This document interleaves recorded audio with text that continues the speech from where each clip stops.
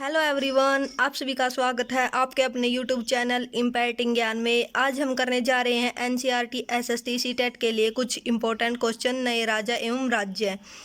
हमारा first question है, जो प्राचीन पांडुलिपियों के बारे में क्या चीज़ है। पहले तो हम जानते हैं कि पांडुलिपियाँ क्या होती थी। पांडुलिपियाँ होती थी, पहले कागज़ के बारे में ज़्यादा ज्ञान नहीं था। जो ताड़ के वृक्ष होते थे उनके ऊपर अक्षर लिखे जाते थे, वो हमारी पांडुलिपियाँ होती थी। तो अब हम जानेंगे जो प्राचीन पांडुलिपि हैं उनके बारे में क्या चीज़ सही है। पांडुलिपियाँ जो है पुरानी पुस्तकें हैं जो हस्तलिखित विवरण देती हैं। पांडुलिपियाँ जो है ताड़ के पत्तों और उनके डिजाइन बनाकर उनके ऊपर लिखी जाती थी। हमारा सेकंड क्वेश्चन है, पांडुलिपियों का प्रथम या प्राथमिक काल का सोर्सेज किसे माना जाता है। ताड़ के पत्तों को। जो कुछ पांडुलिपियाँ ताड़ के पत्तों पर उकेरी भी जाती थी, यानी कि लिखी जाती थी। प्राचीन पांडुलिपियों के बारे में क्या चीज़ गलत है, ये क्वेश्चन पेपर में आया हुआ क्वेश्चन है। अभी प्राचीन पांडुलिपियों के बारे में क्या चीज़ गलत है, क्योंकि ये प्रिंटेड तो नहीं की थी, इसलिए मुद्रित किया जाना ये इसके बारे में गलत था। त्रिपक्षीय संघर्ष किस राज्य के लिए हुआ था। जो त्रिपक्षीय संघर्ष था वो कन्नौज राजा को लेकर हुआ था। उसके बाद हमारा अगला क्वेश्चन है, जो राष्ट्रकूट, पाल और गुज्जर प्रतिहार, इन राज्यों के बीच कौन सा संघर्ष हुआ था। त्रिपक्षीय संघर्ष पहले हमने पढ़ा था। जो त्रिपक्षीय संघर्ष वो किस राज्य के बीच हुआ था, वो हुआ था कन्नौज। अब हमने पढ़ा जो त्रिपक्षीय संघर्ष है, यहाँ हमें हमारे 2-3 क्वेश्चन जो है सोल्व हो जाते हैं। हमें ये पता चल जाता है त्रिपक्षीय संघर्ष क्या था। त्रिपक्षीय संघर्ष था 3 राज्यों के बीच संघर्ष, और हमें पता चल गया अभी जो संघर्ष है वो किन किन राज्यों के बीच हुआ था।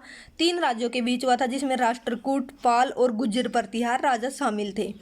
उसके बाद हम अगले क्वेश्चन को देखते हैं, जो चोल राज्य का संस्थापक किसे माना जाता है। विजय। विजय ने चोल राज्य की स्थापना की थी। उसके बाद जो राज आए, राजेंद्र प्रथम आए, बहुत सारे चोल शासक हुए, उन्होंने अपने साम्राज्य का विस्तार किया।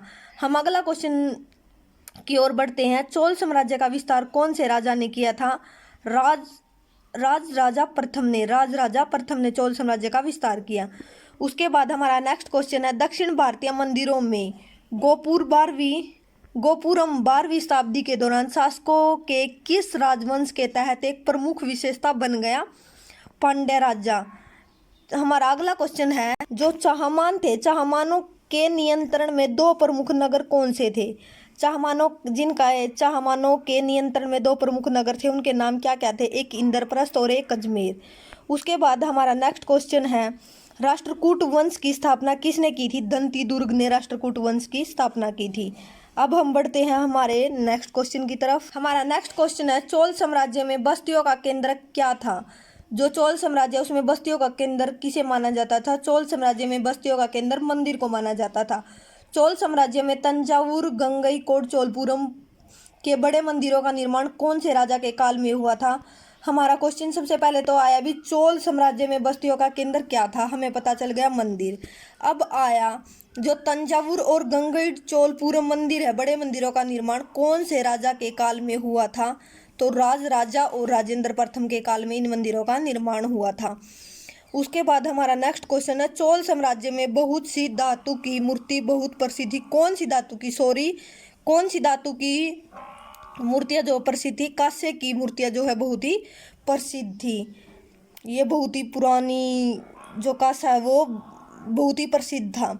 7वीं से लेकर 12वीं शताब्दी दक्षिण भारत में फसलों के लिए सिंचाई के लिए कौन से तरीकों को अपनाया गया था।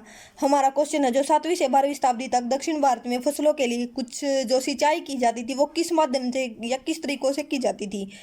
पढ़ते हैं हम इसका आंसर। वर्षा जल एवं एकत्रित करने के लिए भंडारण टैंक, भूजल प्राप्त करने के लिए कुएं खोदना, खेतों तक पानी पहुंचाने के लिए नहरों का निर्माण करवाना। उसके बाद हमारा अगला क्वेश्चन है, जो गुज्जर प्रतिहार शासक हरिश्चंद्र का मूल व्यवसाय क्या था। जो गुज्जर प्रतिहार शासक थे हरिश्चंद्र, ये पहले एक ब्राह्मण पुजारी थे। फिर उन्होंने आगे हम पढ़ेंगे इसके बारे में, इन्होंने सैन्य प्रशासन की स्थापना की, धीरे धीरे ये भी राजा बन गए थे। किंतु हमारा क्वेश्चन यहाँ पर क्या पूछा गया है कि गुज्जर प्रतिहार शासक हरिश्चंद्र का मूल व्यवसाय क्या था। एक ब्राह्मण पुजारी।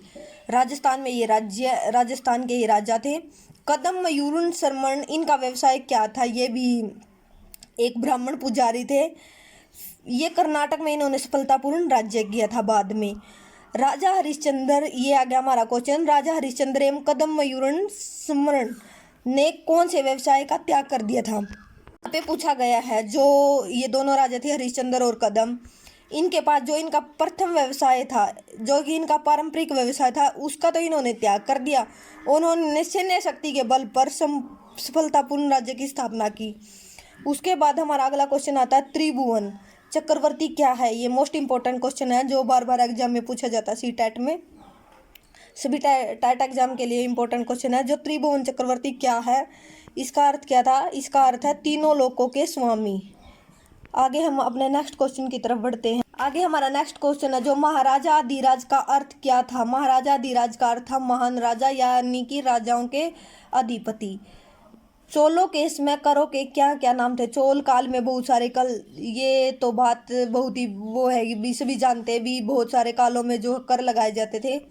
चोल काल में अन्य कर थे, जैसे जो चोल काल में कर, जो तमिलनाडु में शासन करने वाले चोलों के शिलालेख बताते हैं। शिलालेख से हमें, इस समय के शिलालेख से हमें पता चलता है भी जो कर है, करों के लिए 400 से अधिक शब्द का प्रयोग किया जाता था।